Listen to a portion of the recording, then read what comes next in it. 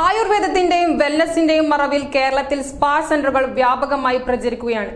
ഇവയിൽ പലതും നിയമവിരുദ്ധ പ്രവർത്തനങ്ങളുടെ കേന്ദ്രങ്ങളായി മാറുകയാണ്. കഴിഞ്ഞ ദിവസം തിരൂരിലെ ഏറ്റിക്കടവിൽ സ്പാ സെന്ററിൽ നടന്നത് ഹണി ട്രാപ്പും ബ്ലാക്ക് മെയിലിംഗുമാണ്. തിരൂരിൽ മുളച്ചു പൊന്തുകയാണ് മസാജ് സെന്ററുകൾ.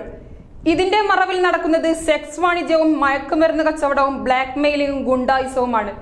കെട്ടിട ഉടമകളുടെ മൗനസമ്മതത്തോടു കൂടിയാണ് ഇത്തരത്തിൽ സ്പാ സെന്ററുകൾ പ്രവർത്തനം നടക്കുന്നത് എന്നുള്ളതും ഏറെ ശ്രദ്ധിക്കേണ്ട കാര്യമാണ്. റിപ്പോർട്ടറുമായി ഷഹല പുല്ലൂർ.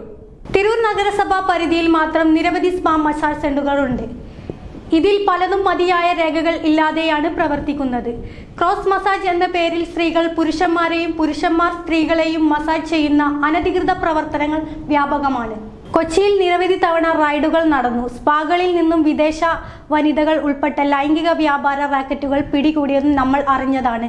പല സെന്ററുകളിലും പരിശീലനമില്ലാത്ത ജീവനക്കാരികളെ ഉപയോഗിച്ച് ഫുൾ സർവീസ് എന്ന് വിളിക്കപ്പെടുന്ന അനധികൃത ഇടപാടുകൾ നടക്കുന്നത് ആയുർവേദത്തിന്റെ പേരിൽ കേരളത്തിന്റെ സംസ്കാരത്തെയും യുവതികളുടെ സുരക്ഷയെയും ബലി കഴിക്കുന്ന ഈ സ്പാ മാഫിയക്കെതിരെ ശക്തമായ നടപടികൾ ആവശ്യമാണ്. ലൈസൻസ് ഇല്ലാത്ത സെന്ററുകൾ അടച്ചുപൂട്ടുക, ക്രോസ് മസാജ് നിരോധിക്കുക, CCTV നിർബന്ധമാക്കുക തുടങ്ങിയ കടുത്ത നിയമങ്ങൾ വരുത്തേണ്ട സമയമായി. Bridal craft, the wedding mall, Pan Bazar, Tirur.